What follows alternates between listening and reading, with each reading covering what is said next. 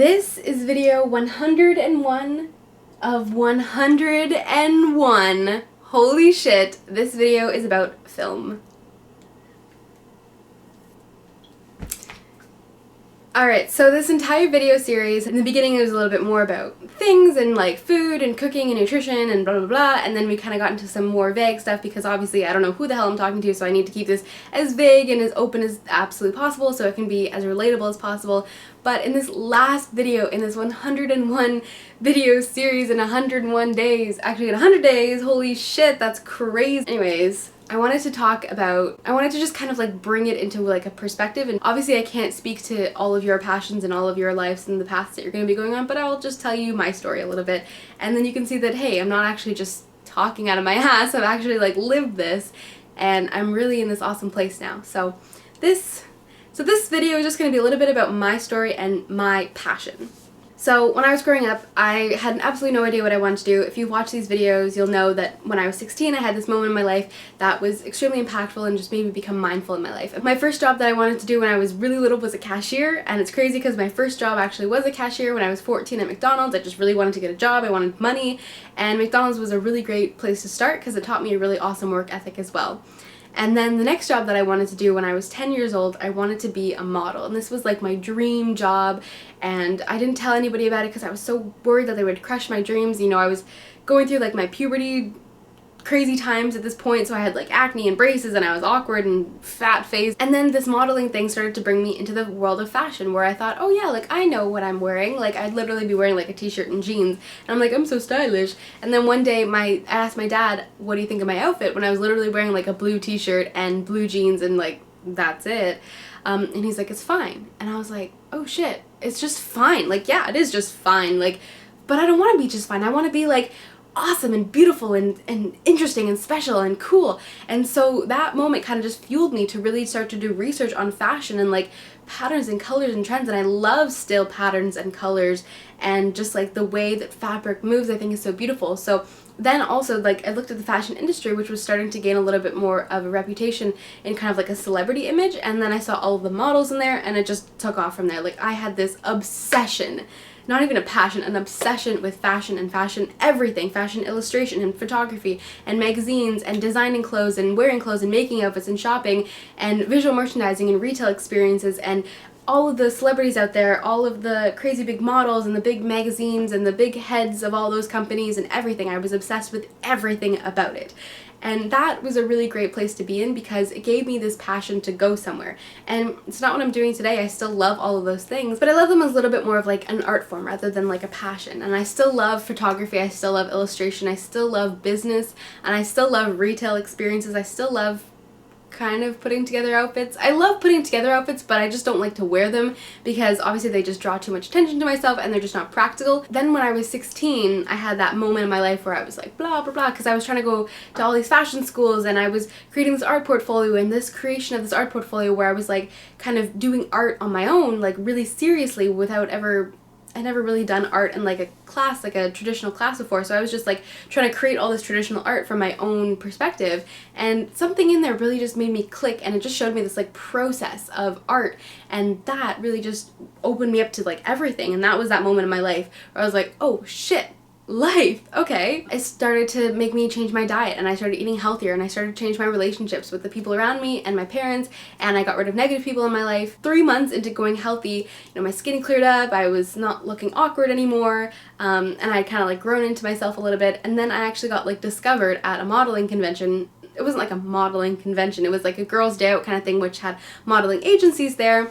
And I got like discovered there and that's how I started modeling, and that was really cool. So that was going into the summer before grade 12. I was doing like a modeling school, and then I was like posting on Instagram all the time, and people like knew me as a model. And then I came back in grade 12 and I was a senior and I looked so good and everyone knew me as a model, and I was always out of school because I was doing jobs and it was so much fun. And I remember going into the vice principal's office like halfway through the year, and she's like, you're never in class, like you have a lot of skips. And I'm like, oh yeah, like I've just been doing like jobs for like Lancome and like the fashion school downtown and like all these other random names that I just dropped that like were brands that I had been working with. And she's like, well, like let's look at your grades. And I was like a 90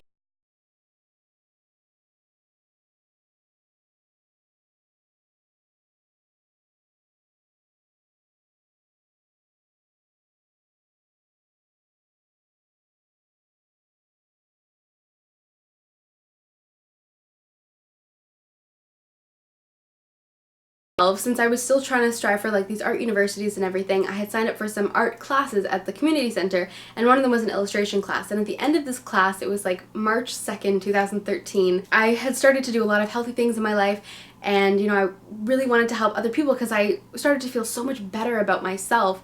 Like my body just, I felt so much better about life, and I really wanted to share that with people, but I didn't know how. And I was trying to share this information, but people were just kind of like not having it. Like, I don't want to hear that information, like blah blah blah, it worked for you, maybe it's not gonna work for me, whatever. They just didn't really want to hear it.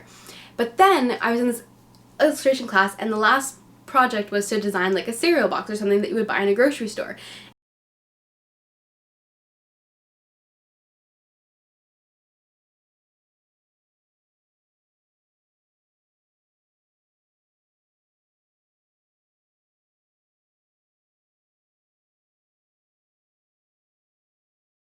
For the whole day, and I was like, holy shit, this could actually be something. This could actually help people. And that day I decided that, you know what, I am going to make this thing, and I'm going to put it in stores, and I'm going to help people, because all I wanted to do was just to make everybody healthy. I wanted to really help people get on their healthier path. And so that was the beginning of my entrepreneurial journey, and that was middle of grade 12. So for the rest of that year, I was like obviously focused on school and finishing and like getting my 90 average, and my parents made me apply to colleges, which like in retrospect was probably a good idea. And then I went into summer, and I was just like figuring out what this thing was, and I was, you know, obviously enjoying my life and just trying to figure out like what was I creating. And then I was like literally inventing something, and it obviously changed a whole lot. And then I went into college, and I was doing this business thing, and honestly college was like a good time, but only because of the end. Throughout college, like I was doing this business and I was really passionate about that, but I wasn't really sure, like I didn't have a whole lot of guiding principles around me, and I was reaching out to a lot of other people, but they kind of had this very like rigid way of what business was and how to get things into the market and everything, which was the way it is. But there was so much politics, there was so much around there were so many people I had to go through, so many people I had to talk to, so many people I had to convince of my idea when I didn't really even know what my idea was yet. And then in my second year of school, there was like a business incubator that was running in my school, and I'm like, hey, this would be awesome to join. And they had lots of competitions with prize reward money. It was my final year, and I had all these crazy projects going on, and it was insane. And I remember at the end of that year of December 2014, where I was finishing that first semester, and there was this really big competition to win $10,000. We had to write this like business plan. I wrote this like 50-page business plan while I was doing all of my projects, while I had my job, while I was doing all this internship where I was going downtown 3 times a week, and it was just like insane. That was probably the most miserable I've ever been in my entire life, because I was trying so hard to do my passion, but there were so many other things that were clouding it, and I just felt like I was wasting my time, and it was just terrible experience. And then I ended up not even winning that competition. I came very close to winning the money, and ended up going to some other people. But I wasn't devastated. I was pretty upset, but I was like, you know what, there's another competition coming up in the spring. I know this now. I'm going to work even harder. And then in the spring, honestly, like my last year of college was just like a mess. Like it was just, oh my god, I don't want to think about it. And so in this last semester, you know, I was like head of this fashion show that I got kicked off of because it was just a total mess, a total disaster. Like, oh my god, I still get nightmares thinking about that time in my life. Oh, but then it was honestly because I was working so hard on this business, on this new thing, which was more of like a Dragon's Den competition. And then I ended up actually winning that competition, and I won more money than I had ever even expected, and more money than I would have won actually in the other competition too. More money than anybody's actually won in that whole year. So that was really cool. And then that summer, then I was done school, my parents were like, okay, you know what, you have this money, you're gonna take this summer, you can take this summer. Well, they didn't tell me, I convinced them, like begged and pleaded for me to take this summer after college, and instead of like going out and trying to find a full-time job, just take the summer and see what I can do with this money. And so that's exactly what I did. I was able to manufacture the product. I was talking to Sobeys, I was talking to all these people, and it was really cool. But I realized that to get this product into grocery stores, there was a whole lot of shit that I had to do, and it was just like this kind of crazy nightmare. And I was like, you know what, honestly, I want some more money. I was like, you know what, I'm going to do a Kickstarter campaign to get more money. It's going to help me out. But then I did this Kickstarter campaign, and honestly, I had like no social reach. So when I put it out there, it was just like, you know, a couple hundred people on Facebook that I had been friends with since high school. They didn't really have a lot of money. They didn't really give a shit. So I didn't have the social reach that I needed to make it successful. And that was the moment where I was like, oh shit, I need social reach. I need to have online presence. And so that was around the time where, like, I literally posted my Kickstarter and like 2 days later I was like, yeah, it's not gonna happen. And that was when I saw the ad for Shopify in BC. The hours were 4 to 12, so I was like, awesome, I can work on my business during the day and then I can work and make money and support myself, and I can actually move out and I can live in British Columbia, which is like beautiful and amazing and spectacular and great weather. And I had all these ideas for projects I wanted to do. I put up a website and I wanted to make apps and all this stuff, but I was like, you know what would be really great? First, I need to do an educational series on my YouTube channel, and I need to just have this like great foundation that I can refer back to when I have other creative stuff going on. And I'm gonna do let's just do something crazy. Let's just do like 101 videos in 100 days. So then I moved and I was just kind of like taking my time, figuring out like my life and figuring out what I wanted to be doing, like basically just kind of figuring out myself. Honestly, I was taking a really needed break because for like the last 2 years of my life, I had absolutely no free time. If I had any time, I was working on my business, and it kind of drained me a lot, and I really forgot a lot about like who I am, and I forgot that I'm actually a pretty awesome person, and I was just tied so much to this business. And once that kind of failed, I was like, oh my god, I'm a failure, you know? But it was like, no, you're actually still a really awesome person. You were just caught up in something that wasn't really the right path, but it brought you to where you are now, and that is all it really was meant to do. And I still think I will go back to that and probably eventually make that product again and put it out into stores when I have a little bit more resources behind me. But that got me to the Shopify job. Shopify got me to BC, and then I was like, okay, you're gonna do these videos. And then during these videos, so here we are at the end of these videos, and honestly what I've learned is that my true passion is storytelling. It is creating videos. It is filming videos, it's editing videos, it's creating these stories, it's looking at perspectives and capturing perspectives and experiencing things and sharing them. And hopefully they will be inspirational to people and motivational to people, and hopefully I'm just trying to pop people's bubbles. Honestly, like, this is a medium that I can really get behind. It's something that is totally within my control, which I absolutely love.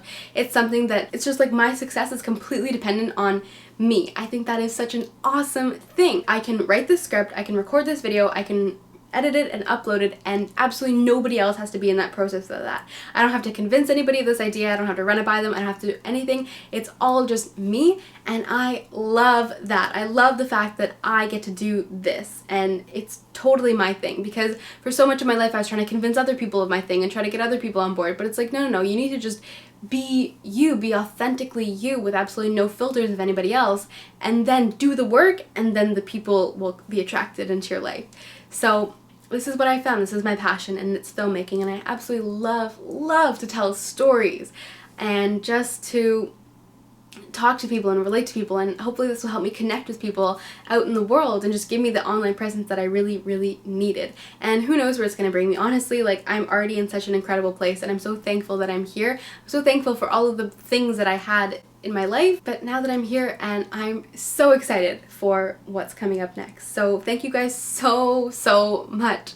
We are here, 101 videos in 100 days. It is done. It is over. I'm so relieved, because honestly, like, maybe these videos were a little bit boring, but they weren't meant to be like super exciting and blah, blah, blah. They're educational videos, and this is something now I get to, this is an awesome resource that I have to look back on as I go about my creative videos and be like, oh hey, like blah blah, like this and this and this, oh water, nuts, seeds, oh by the way, watch like these videos and you'll understand what I'm talking about. So I'm really glad that I have this resource, and just like, yeah, it's done. Woo! Thank you guys so much. If you want to reach out about literally anything, like, I am not going away. I'm probably gonna just take a week or so and just not make any videos, because just like, I've got a lot of other things planned right now, but I am really glad that I made it, and here I am. So thank you so much for coming here. I hope you enjoyed these videos. I hope you learned something, and yeah, I'll see you soon.